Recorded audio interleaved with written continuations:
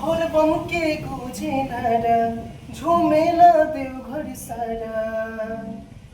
भोर बम के गुजे नारा झुमेला देवघर सारा। और सिरिम झिम बदरिया कुल कुल रहता।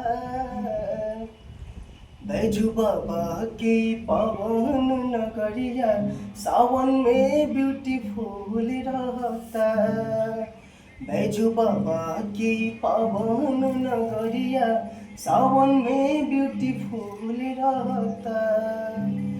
सज गइल सावन में सगरो शिवाला। सज गइल देवघर राजधानी। सज गइल सावन में सगरो शिवाला। सज गइल देवघर राजधानी। छोरी कैलाश अपना भगतन के पास जे आई गइले बाबा भोले दानी।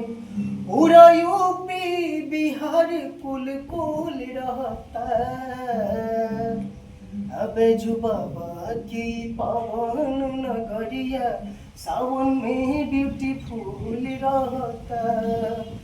बैजू बाबा की पावन नगरिया सावन में ब्यूटीफुल रहता।